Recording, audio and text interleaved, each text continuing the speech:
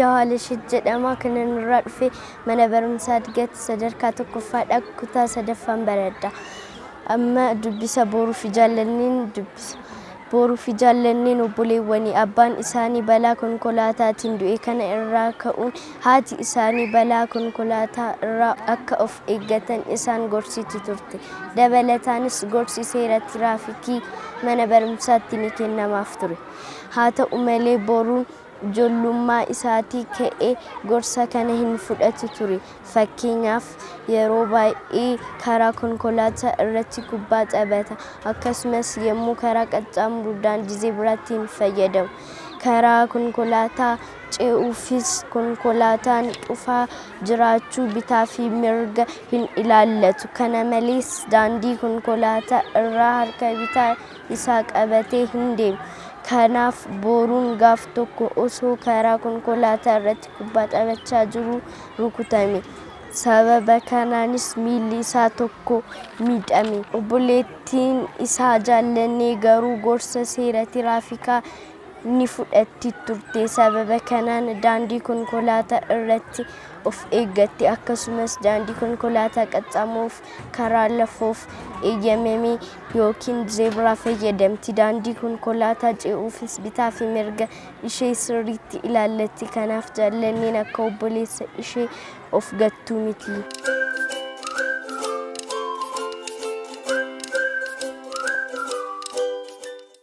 Kanarraa kanan hubadhe gaafa karaa ce'an daandii zeebiraa fayyadamu, karaa bitaa qabatanii deemu.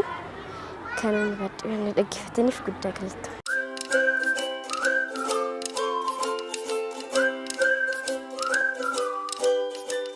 Maqaan koo Rabbirraa Mangistuu jedhama. Kanan dhufe mana barumsaa Digati Akaadaamii Sandaafaa bakkee kutaa afuraffaa afaan Oromoolaayi. Amma kitaaba kutaa afuraffaa faayidaalee kunuunsa qabeenya uumamaa tanin isinii dubbisa. Qabeenya uumamaa faayidaalee hedduu qaba. Isaan keessaa muraasni kan asii gadiiti. Madda nyaataati. Fakkeenyaaf biqiltoota fudhuu dandeenya. Bineeldota ni fudhan. Daawwadha. Fakkeenyaaf qullubbii, agamsa, harbuu, buqqee, bakkanniisa, loomii, hancabbii, odaa, bargaamoo, andoodee, shultii, buna, jinjibilaa fi kanneen kana fakkaatanidha. Kan biraa daawwaa fi iddoo jireenyaa lubbu qabeeyyiiti. Fakkeenya isaa gaafa kaasnu bosonni fakkeenya isaa ta'uu danda'a. Mukkeen gaaddisa qaban kan akka odaafaa. Madda galiiti. Fakkeenyaaf beelladoota fi biqiltoota adda addaa gurguruun galii irraa argama.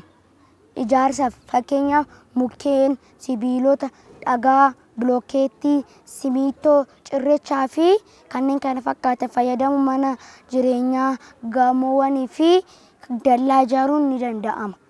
Meeshaalee faayaa irraa hojjechuuf fakkeenyaaf lootii mormaa fi kanneen kana fakkaatan.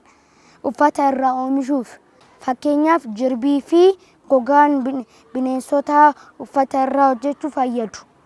Madda anniisaati.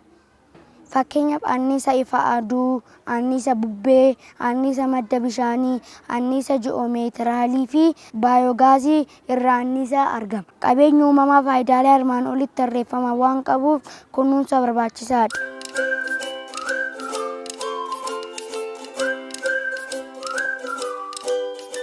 Kanaafuu ijoollee faayidaa qabeenya uumamaa haala kanaa isin ibseera. Waan dhaggeeffataniif galatooma.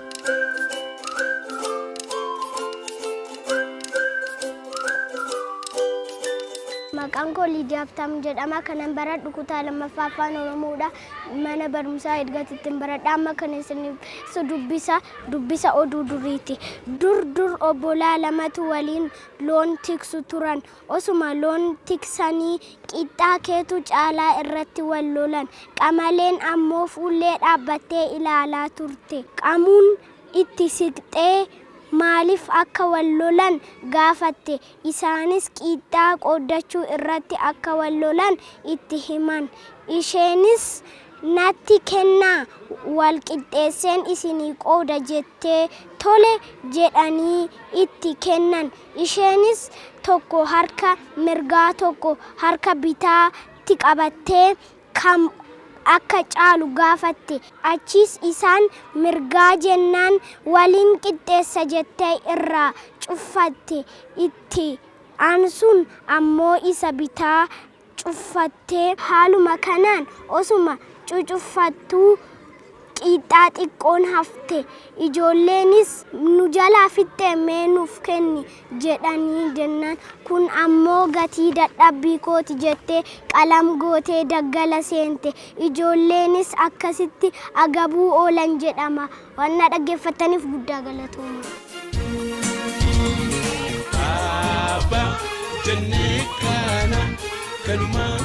Dubbisa kanarraa qamaleen abshaalummaa taatee qeexxaa irraa nyaachuun hubatte. Nuti daa'imman gowwaa ta'uu qabnu abshaala ta'uu qabna. Waan dhaggeeffataniif guddaa galatooma.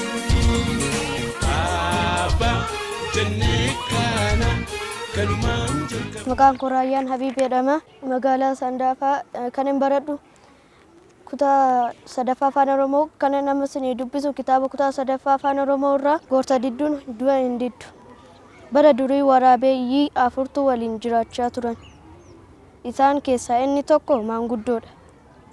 Warri hafan sadan garuu dargaggeeyyiidha. Gaaf tokko otoo deemanii hallayyaa keessatti sa'a argan. Warri dargaggeeyyii dhaqanii nyaachuuf murteessatan. Inni sa'a dhibe isaanis dhibuu waan danda'uuf akka hin dhaqne gorse. Jarri garuu humna isaanii abdachuun sa'aatii nyaachuuf didanii hallayyicha bo'an. Guyyaa biroo yeroo waraabessi maanguddicha achiin darbu sadanuu qilee keessa ija babbaasu. Isaanis beela'uu isaanii itti himuun akka mala maluuf gaafatan.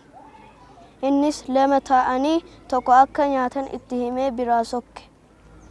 Guyyaa lama booda yeroo inni deebi'ee dhufu waraabeeyyii lamatu hallayyaa keessa jira. Isaanis waan beela'aniif ammas mala gaafatan. Innis deebisee kan humna qabu isa humna hin qabne nyaachuuf malee falli biroo akka hin jirre itti himee biraa deeme. Guyyoota muraasa booda waraabessi caattoon sun deebi'ee dhufe. Inni tokkicha hafees waan beela'eef mala gaafate. Innis deebisee Goorsa Didduun Du'a Hin Diddu taa'ii du'a eeggadhu jedheen jedhama.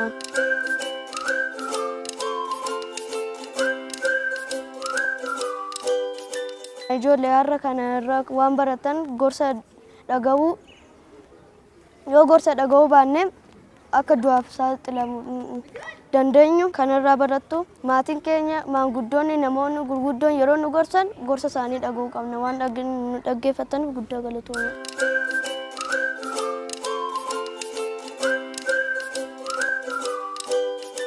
Akkam jirtu ijoollee? Ani maqaan koo Barsiisaa Yoonas Kennisaan jedhama. Har'a kan inni isin gorsuu barbaadu dandeettii afaanii arfanidha.